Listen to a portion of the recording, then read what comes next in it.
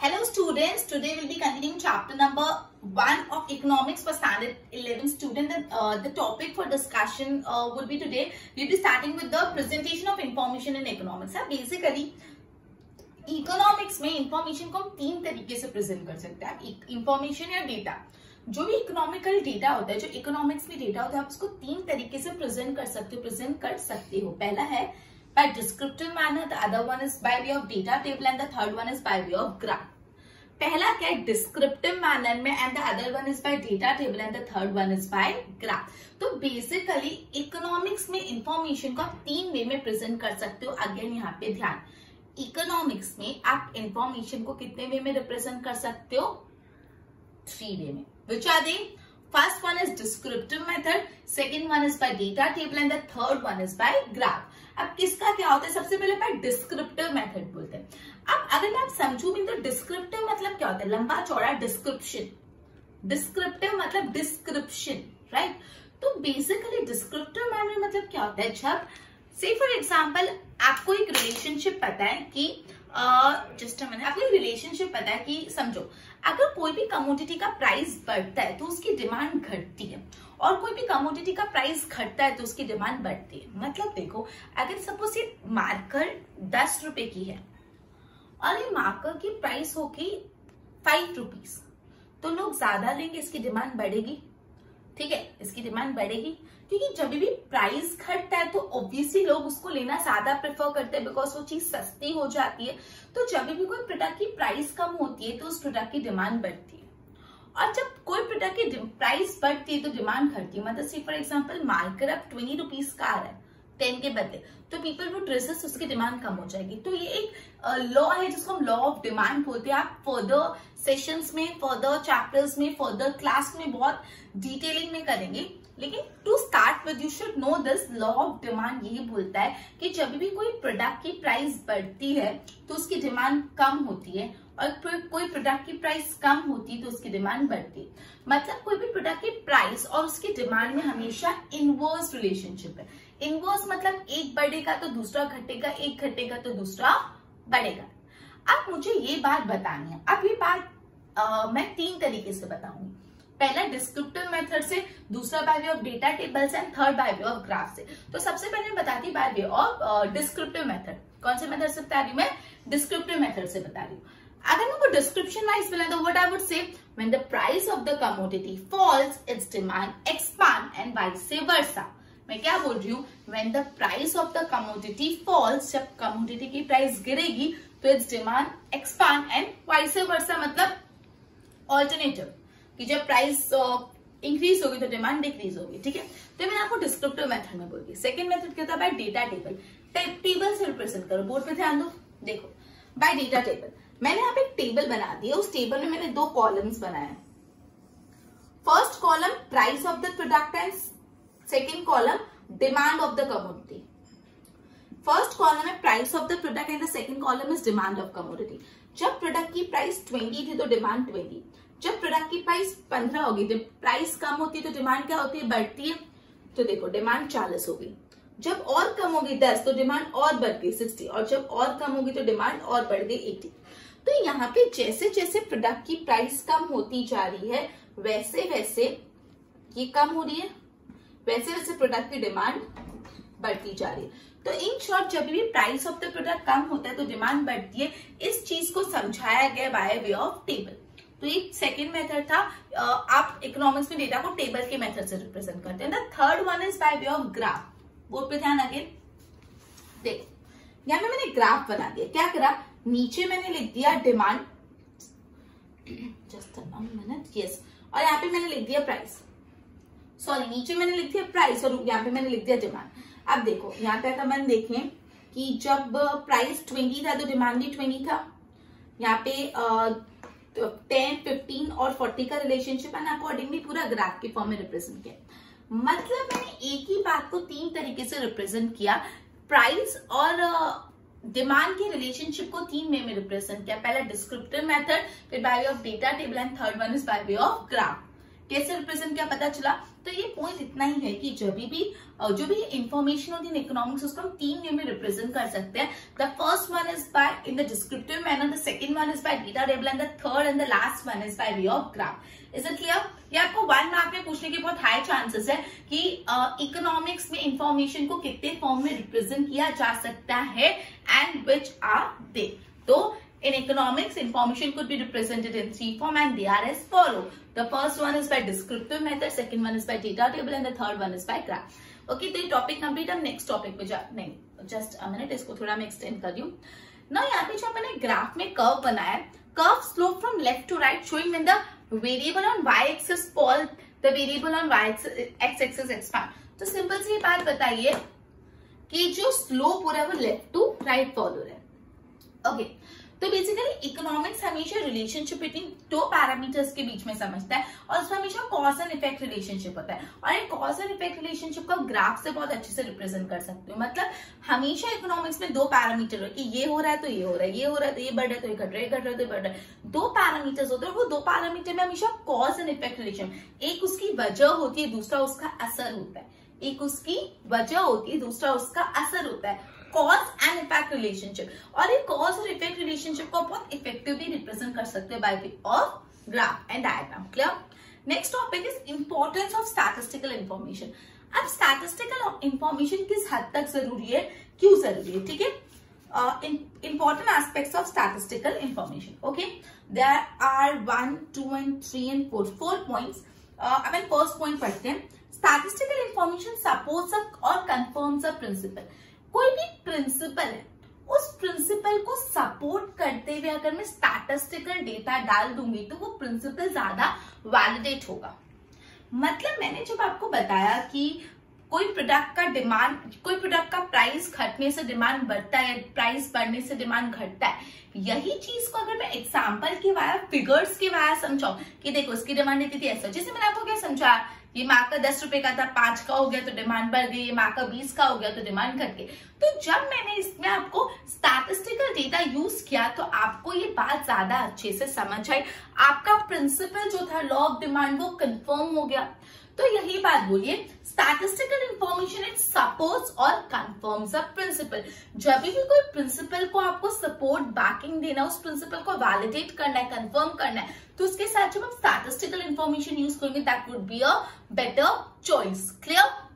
Okay, now the philosophy of economic observe human behavior and scientific tools in economic establish principles and theory। मतलब बोला है जो economics की philosophy ना वो ह्यूमन बेस्ड होते हैं, वो ह्यूमन के बिहेवियर पे बेस्ड है। जैसे मैंने बोला प्राइस घटी तो ह्यूमन बिहेवियर क्या हो गया कि ज्यादा खरीदो तो डिमांड बढ़ी, प्राइस बढ़ी तो ह्यूमन बिहेवियर क्या होगा, कम खरीदो तो डिमांड घटी। तो बेसिकली इकोनॉमिक्स में जो भी फिलोसॉफीज बनाई गई है वो ह्यूमन रिलेशन पे बेस्ड है। And the scientific tool in economic establish principles and theory to test the validity of such theory in real life. ये जो भी प्रिंसिपल्स, जो भी थियोरी, उनकी वैलिडिटी अगर आपको टेस्ट करनी, वैलिडिटी मतलब वो वैलिड है कि नहीं, अगर वो आपको टेस्ट करना है, information from real life activities at different time and places necessary. Such information can be collected and presented in quantitative terms with the help of statistical tool. जब आप इस इंफॉर्मेशन को क्वांटिटी, नंबर बेस में, quantity base में represent करोगे तो ज्यादा अच्छा रहेगा। आपको बुक में एग्जाम्पल भी दिया हुआ है, रेनफॉल और एग्रीकल्चर प्रोडक्शन। आप मुझे जरा बताइए रेनफॉल और एग्रीकल्चर प्रोडक्शन में क्या रिलेशन है? जब बारिश ज्यादा होती है तो खेती ज्यादा होती है, जब बारिश कम होती है तो खेती कम होती है। तो व्हेन रेनफॉल इंक्रीजेस तो agriculture production also increases and when rainfall decreases agriculture production also decreases. Clear? ये रिलेशनशिप है। तो बोला है अगर इसका मैं डेटा ला दूं, स्टैटिस्टिकल डेटा ला दूं कि देखो इतनी रेनफॉल थी तो इतना प्रोडक्शन था, इतनी रेनफॉल बढ़ी तो इतना हुआ, तो आपको ये बात ज्यादा अच्छी से समझ आएगी, आपका प्रिंसिपल वैलिडेट हो जाएगा। तो statistical data on rainfall and agriculture production in region and one time or different time help to understand the cause and effect relationship between rainfall and agriculture। rainfall और agriculture में जो cause और effect relationship है, यहाँ पे cause क्या है rainfall, वजह क्या है बारिश, और effect क्या है खेती, मतलब एग्रीकल्चर। मतलब जब रेनफॉल बढ़ रही है, घट रही है, तो उसका असर आ रहा है, इफेक्ट आ रहा है एग्रीकल्चर पे। Clear? Okay, likewise price of the commodity and demand, और उसी तरह जैसे प्राइस ऑफ द कमोडिटी और डिमांड, उसका रिलेशनशिप मैंने आपको अभी ऑलरेडी एक्सप्लेन कर लिया, so we do not have to go in that point और दैट डिटेलिंग। क्लियर? तो सबसे पहला जो इंपॉर्टेंस है स्टैटिस्टिकल इंफॉर्मेशन का वो है कि वो कोई भी प्रिंसिपल को सपोर्ट करता है या तो कंफर्म करता है। वो कोई भी प्रिंसिपल को सपोर्ट करता है या तो कंफर्म करता है। तो स्टैटिस्टिकल टूल कंफर्म्स और सपोर्ट्स अ प्रिंसिपल। और ये कैसे होता है मैंने आपको समझाया। आगे पढ़ने से पहले एक बार बोर्ड से मैं तक गो थ्रू करवा देती हूँ, बोर्ड पे ध्यान दो। Okay, so here the topic is presentation of information in economics. So it could be presented in three ways. And which are that three ways? First one is by descriptive method, other one is by data tool, and third one is by graph and diagram. Now we are going to study the first one, that is descriptive method. Now it has been written, when price of the commodity fall is demand expand and vice versa. मतलब ये principal को मैंने लिख के बताया, पूरा description देखी, तो this is descriptive manner. Second one is by data table, ये मैंने पूरा टेबुलर फॉर्म में रिप्रेजेंट कर लिया। And the third one is graph, जो अपन ने ऑलरेडी डिस्कस कर चुके हैं। क्लियर? ये curve slope from left to right showing variable on x axis and y axis. Now economic study the relationship between various economic parameter, और उनमें हमेशा cause और इफेक्ट रिलेशनशिप होता है। एंड ये cause and effect relation could be very effectively presented with the help of graph and diagram. Now importance of statistical information. First one, statistical information supports or confirm a principle. तो बोले जो भी philosophy of economic observe human behaviour, और जो scientific tools है वो establish करते हैं प्रिंसिपल्स और थियोरी। और मैंने दो एग्जांपल आपको ऑलरेडी समझा दिए, राइट? एक बार बोर्ड से गो थ्रू करो फिर आगे करते हैं।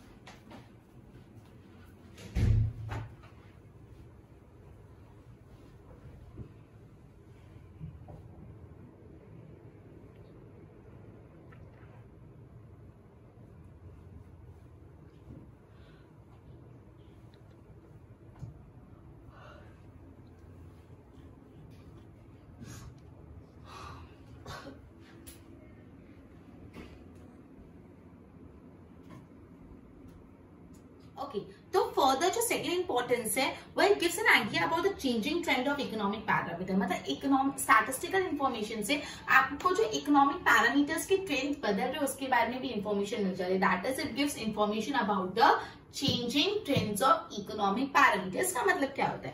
मतलब बोला इकोनॉमिक डेटा की मदद से we can obtain an idea of direction and magnitude of changes in economic parameter. मतलब बोला है जो इकोनॉमिक पैरामीटर उसमें जो चेंजेस आ रहे हैं वो किस डायरेक्शन में आ रहा है और किस मैग्नीट्यूड में आ रहा है उसके बारे में अपन को पता लग सकता है अगर हमारे पास इकोनॉमिक डेटा हो। मतलब अगर आपके पास इकोनॉमिक डेटा हो तो आपको आइडिया लग सकता है कि जो इकोनॉमिक पैरामीटर्स है उसमें जो बदलाव आ रहे हैं वो किस डायरेक्शन में और किस मैग्नीट्यूड पे चेंजेस आ रहे हैं। Clear?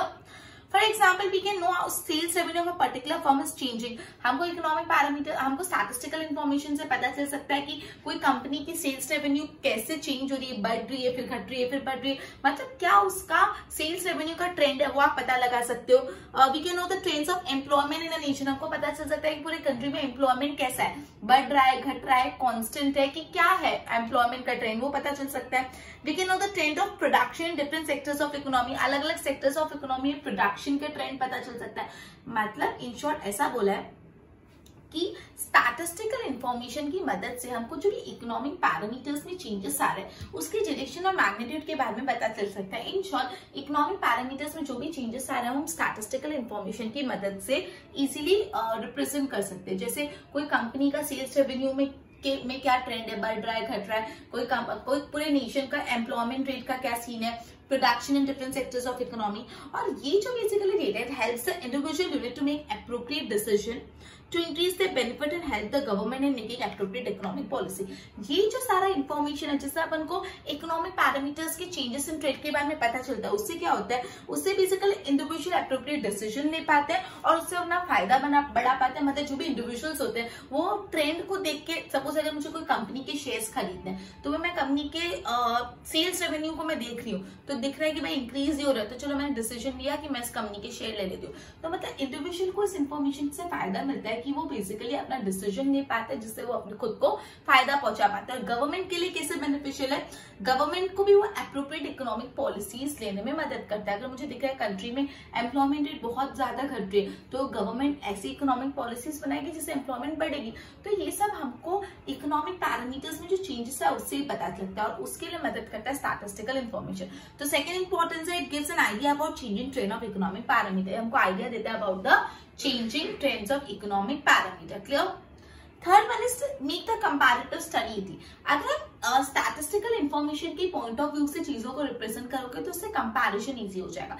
से फॉर एग्जांपल आपको ये देखना है कि कंपनी का प्रोडक्शन 2000 में कितना था और 2020 में कितना था, तो आप दोनों ईयर्स के डेटा रखोगे और आमने सामने कंपेयर कर पाओगे, तो इससे कंपैरिजन इजी हो गया बिकॉज आपके पास स्टैटिस्टिकल इन्फॉर्मेशन थी।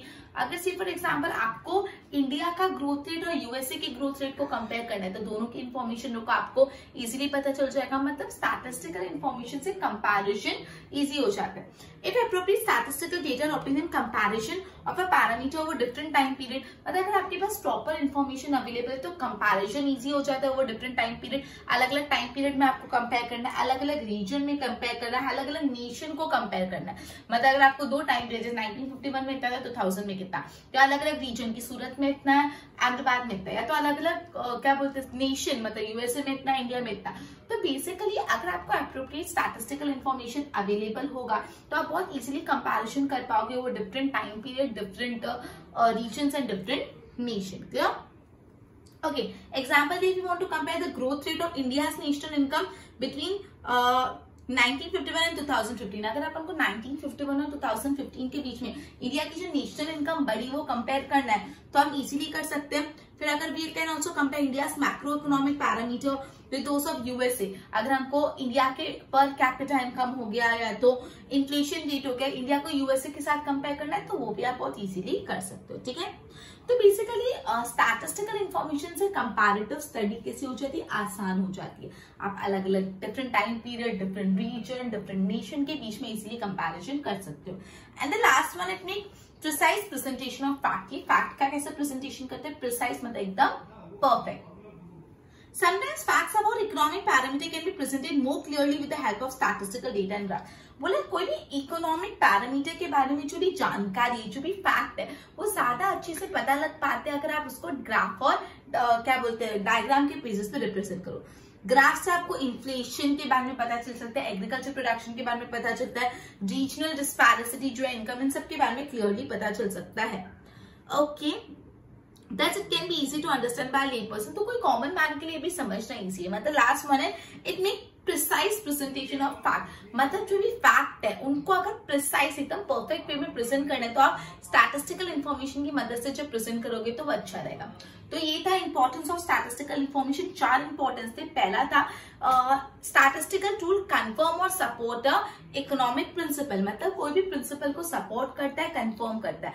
मतलब कोई भी इकोनॉमिक के प्रिंसिपल को जब आप स्टैटिस्टिकल इन्फॉर्मेशन से प्रेजेंट करोगे तो वो चीज ज्यादा वैलिडेट हो जाएगी, टेस्टिफाई हो जाएगी। उसके बाद gives an idea about changing trend of economic parameter, जो भी इकोनॉमिक पैरामीटर में बदलाव आ रहा है, जैसे कोई कंपनी का सेल्स रेवेन्यू इंक्रीज हो रहा है, डिक्रीज हो रहा है, कंपनी की नेशन में एम्प्लॉयमेंट इंक्रीज हो रही है कि डिक्रीज हो रही है, नेशन में प्रोडक्शन इंक्रीज हो रहा है, डिक्रीज हो रहा है, पॉपुलेशन इंक्रीज डिक्रीज हो रहा है, ये सारी जो चीजें अपन को स्टैटिस्टिकल टूल से ज्यादा क्लियर हो जाती है।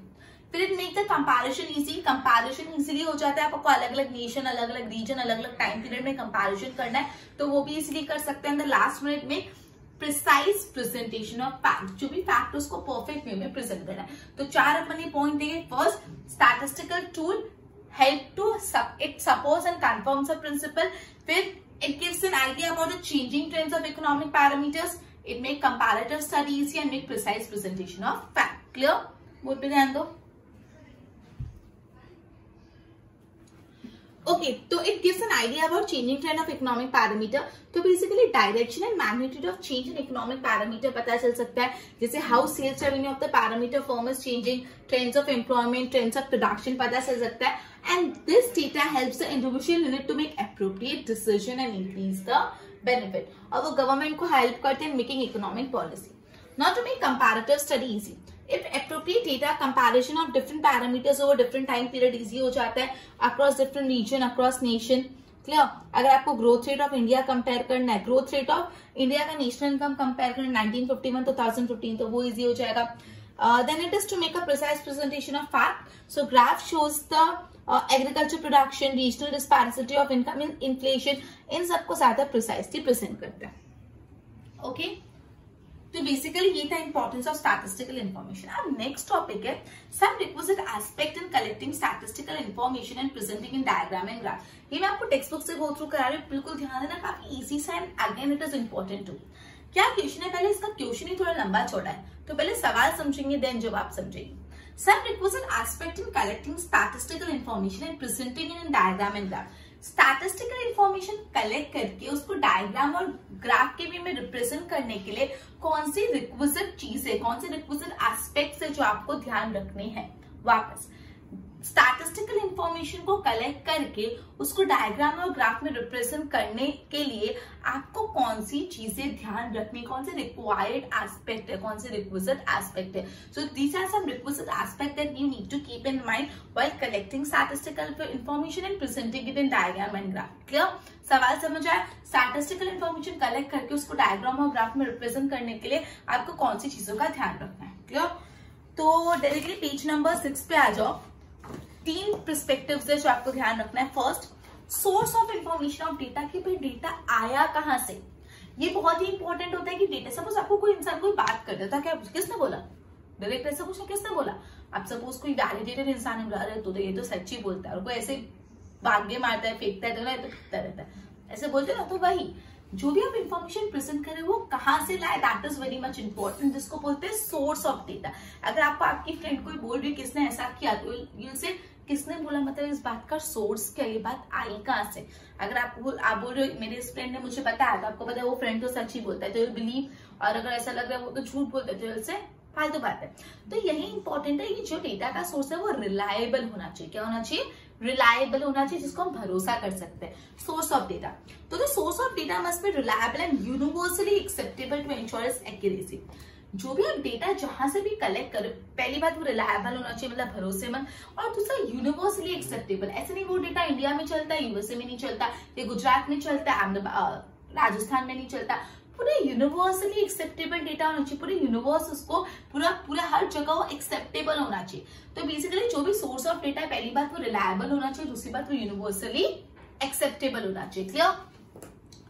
Example, if you want to obtain information regarding growth and development parameters in India, अगर आपको ये जानना है कि इंडिया में ग्रोथ और डेवलपमेंट क्या हो रहा है, उसके पैरामीटर्स के बारे में इंफॉर्मेशन चाहिए, तो कौन से रिलायबल सोर्स है, economic survey of India and central statistical organisation. जो इकोनॉमिक सर्वे ऑफ इंडिया और सीएसओ, जिसको सेंट्रल स्टैटिस्टिकल इंफॉर्मेशन है, वो एकदम रिलायबल माने जाते हैं अगर आपको ग्रोथ और डेवलपमेंट के पैरामीटर्स के बारे में जानना है।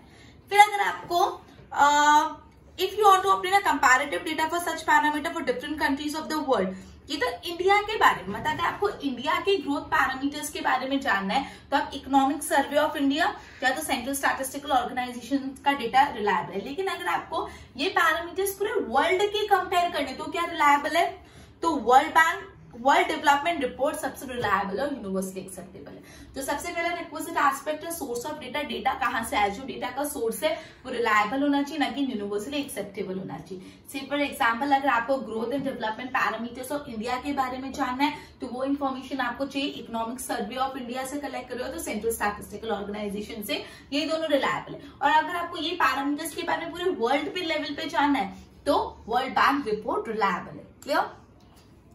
दूसरा, clarity regarding dependent variable, independent variable. आपको हमेशा, मैंने आपको बताया कि एक कॉज एंड इफेक्ट रिलेशन होता है, एक डिपेंडेंट होता है और एक इंडिपेंडेंट होता है। मतलब से फॉर एग्जांपल आप मुझे बताना क्या डिपेंडेंट है क्या इंडिपेंडेंट, इधर ध्यान पूरा। क्लियर। मुझे बताओ, अगर कोई प्रोडक्ट की प्राइस बढ़ रही है तो डिमांड घट रही है, और प्राइस घट रही है तो डिमांड बढ़ रही है, डिपेंडेंट कौन और इंडिपेंडेंट कौन है। सोचो, प्राइस बढ़ेगी तो डिमांड घटेगी, प्राइस घटेगी तो डिमांड बढ़ेगी, मतलब इसका असर प्राइस है, कॉज है प्राइस। प्राइस में जो बदलाव आता है अकॉर्डिंगली डिमांड में आता है, तो प्राइस किसी पे डिपेंडेंट नहीं है, डिमांड प्राइस पे डिपेंडेंट है कि अगर प्राइस बढ़ेगी या घटेगी तो डिमांड अकॉर्डिंगली अपना नेचर बदलेगा। तो डिमांड यहाँ पे डिपेंडेंट है, वो अपने हिसाब से बढ़ घट नहीं सकते, उसको प्राइस को देखना पड़ता है। तो यहाँ पे जो डिमांड है वो कैसा है, डिमांड कैसा है, डिपेंडेंट है, और प्राइस कैसा है, इंडिपेंडेंट, उसकी मर्जी बढ़ेगी घटे, वो इंडिपेंडेंट है, और डिमांड हो गया डिपेंडेंट।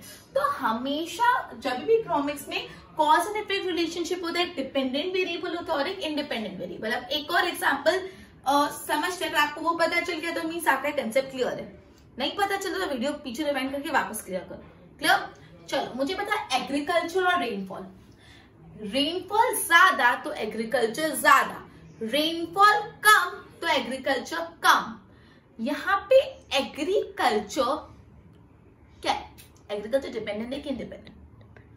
एग्रीकल्चर डिपेंडेंट है क्योंकि एग्रीकल्चर रेनफॉल पे डिपेंड कर रहा है। अगर रेनफॉल बढ़ेगी तो एग्रीकल्चर बढ़ेगा, रेनफॉल घटेगी तो एग्रीकल्चर घटेगा। तो जो एग्रीकल्चर है यहाँ पे डिपेंडेंट है रेनफॉल पे, और रेनफॉल अपने हिसाब से बढ़ेगी घटेगी, तो रेनफॉल कैसा हो गया, इंडिपेंडेंट। तो यहाँ पे रेनफॉल इंडिपेंडेंट वेरिएबल है और एग्रीकल्चर डिपेंडेंट वेरिएबल है। तो ये डिपेंडेंट वेरिएबल क्या और इंडिपेंडेंट वेरिएबल क्या, ये आपको पता होना बहुत ही ज्यादा इंपॉर्टेंट है। क्लियर? चलो, when there is a cause and effect relationship between variable, then the cause variable independent होता है, effect variable dependent। मैंने आपको बताया जब भी cause और effect relationship होता है तो जो cause होता है, जो वजह होती है वो इंडिपेंडेंट होता है, और जो उसका इफेक्ट होता है वो डिपेंडेंट वेरिएबल। ठीक है? कॉज एंड इफेक्ट रिलेशनशिप होता है, कॉज हमेशा इंडिपेंडेंट होता है और जो उसका असर होता है वो हमेशा डिपेंडेंट होता है, इफेक्ट इंडिपेंडेंट होता है। क्लियर? सॉरी, इफेक्ट डिपेंडेंट होता है। ओके, अब हमेशा हमेशा हमेशा जो इंडिपेंडेंट वेरिएबल होता है उसको एक्स एक्सिस पे लिखा जाता है, और जो डिपेंडेंट वेरिएबल होता है उसको वाई एक्सिस पे लिखा जाता है। जो इंडिपेंडेंट वेरिएबल होता है उसको एक्स एक्सिस पे लिखते हैं, और जो डिपेंडेंट वेरिएबल होता है उसको वाई एक्सिस पे लिखते हैं। क्लियर? एग्जाम्पल बोला है रेनफॉल और एग्रीकल्चर प्रोडक्शन। यहाँ पे रेनफॉल क्या है, डिपेंडेंट, तो रेनफॉल वाई एक्सिस पे आएगा, एग्रीकल्चर इंडिपेंडेंट तो एग्रीकल्चर एक्स एक्सिस पे आएगा। हमेशा इंडिपेंडेंट वेरिएबल एक्स एक्सिस पे होता है, डिपेंडेंट वेरिएबल वाई एक्सिस पे होता है। Clear? Okay, if you are examining production of over different time period and time period are represent, अगर हम अलग अलग टाइम पीरियड की बात करते हैं, टाइम पीरियड के हिसाब से देखते हैं, टाइम पीरियड हमेशा एक्स एक्सिस पे आता है। सपोज देखा 1991, 1992, 1993, तो जो हमेशा टाइम पीरियड होता है ना ऑलवेज एक्स एक्सिस पे आता है। ठीक है? ओके, फिर आपको बोला है कि प्राइस और डिमांड में, तो प्राइस इंडिपेंडेंट है तो प्राइस एक्स एक्सिस पे आएगा, और डिमांड डिपेंडेंट है, डिमांड वाई एक्सिस पे। क्लियर? तो ये था clarity regarding dependent and independent variable. मतलब हमेशा इकोनॉमिक में कॉज और इफेक्ट रिलेशनशिप होता है, जो कॉज होता है वो इंडिपेंडेंट होता है और जो इफेक्ट होता है वो डिपेंडेंट होता है। जो भी डिपेंडेंट वेरिएबल होता है वो वाई एक्सिस पे आता है और इंडिपेंडेंट वेरिएबल एक्स एक्सिस पे आता है। जैसे मैंने एग्रीकल्चर और रेनफॉल और एग्रीकल्चर प्रोडक्शन, रेनफॉल इंडिपेंडेंट है तो उसको एक्स एक्सिस पे, एग्रीकल्चर डिपेंडेंट है तो उसको वाई एक्सिस पे। प्राइस और डिमांड, प्राइस इंडिपेंडेंट है तो उसको एक्स एक्सिस पे, डिमांड डिपेंडेंट है तो उसको वाई एक्सिस पे। और अगर डिफरेंट टाइम पीरियड्स में डेटा डिवाइडेड हो तो टाइम पीरियड्स हमेशा एक्स एक्सिस पे आते। And the last one is selecting appropriate scale. आपको ढंग की स्केल सिलेक्ट करना बहुत जरूरी है। क्लियर? तो in order to obtain a systematic graph and clarity, proper size, proper scale must be drawn. Scale are measure taken to represent actual data in diagram. If actual data is too large, अगर जो data बहुत बड़ा है जैसे thousands या lakhs में data है तो आप thousands और lakhs में नहीं लिख सकते, 1 2 3 4 up to 1 lakh नहीं जा सकते आप। ठीक है? Then such data cannot be directly represented, इसलिए उसको पहले आप appropriate scale में कन्वर्ट करोगे। जैसे अगर मैं बोल दूं मैं 1 सेंटीमीटर को 1000 मिनट्स बोल रही हूँ, मतलब मैं हर 1000 यूनिट के लिए 1 सेंटीमीटर डिनोट करूंगी। जैसे यहाँ पे एक बार देख लो, अगर मुझे यहाँ पे वाई एक्सिस पे 50,000 तक जाना है तो मैं ऐसे तो नहीं करूंगी 0 1 2 3 अप टू 50,000, वो तो पॉसिबल नहीं है ना। तो व्हाट आई डू इज, मैं काम करती हूँ 10,000 20,000 30,000 एंड 40,000 एंड 50,000। तो यहाँ पे मैंने हर 1 सेंटीमीटर को कितना यूनिट लिया, 10,000, फिर और 1 सेंटीमीटर, फिर और 10,000, मतलब हर 1 सेंटीमीटर को मैंने 10,000 यूनिट दिया। तो ये बोलते हैं स्केलिंग करना। क्लियर हुआ? Okay, such scales are taken on, ऐसा नहीं y एक्सिस पे, x एक्सिस पे भी स्केल लेते हैं, y एक्सिस पे भी। तो ये अपना टॉपिक था which are some requisite aspect that need to be kept in mind when collecting statistical information and presenting it in diagram and graph। कौन से requisite aspect जो आपको ध्यान रखने हैं? तो सबसे पहले अपन ने क्या पढ़ा, सोर्स ऑफ डेटा की भाई आया कहाँ से, जो सोर्स है वो रिलायबल होना चाहिए और यूनिवर्सली एक्सेप्टेबल होना चाहिए। फिर क्लैरिटी रिगार्डिंग डिपेंडेंट वेरिएबल कौन सा है, इंडिपेंडेंट वेरिएबल कौन सा है, डिपेंडेंट वेरिएबल y एक्सिस पे है तो इंडिपेंडेंट वेरिएबल x एक्सिस पे, और लास्ट में you have to select an appropriate scale, right. Okay, तो बेसिकली ये था आज अपना टॉप पॉइंट ऑफ डिस्कशन। आज अपने 3 टॉपिक्स बहुत अच्छे से पढ़ा। पहले अपन ने पढ़ा कि कितने वेज में इकोनॉमिक डेटा को रिप्रेजेंट कर सकते हैं, तो 3 वे में, by descriptive method, by data table and by graph. फिर अपन ने इंपॉर्टेंस ऑफ स्टैटिस्टिकल इन्फॉर्मेशन पढ़ा, जिसमें अपन ने आई थिंक 5 पॉइंट पढ़े। पहला, स्टैटिस्टिकल टूल ऑलवेज सपोर्ट और कंफर्म्स अ प्रिंसिपल, फिर वो ट्रेंड बताता है of changes in economic parameter, फिर make comparative study easy, and फिर PV precise presentation of fact. और लास्ट में अपन ने पढ़ा which are some requisite aspects that need to be kept in mind while collecting statistical information and presenting it by way of diagram and graph। तो उसमें अपन ने 3 point पढ़े, source of the information, the other one is clarity regarding dependent and independent variable, and the last one is to choose an appropriate scale। Okay, so we would be ending our lecture by this and continue with the further points in next lecture. Till then, goodbye.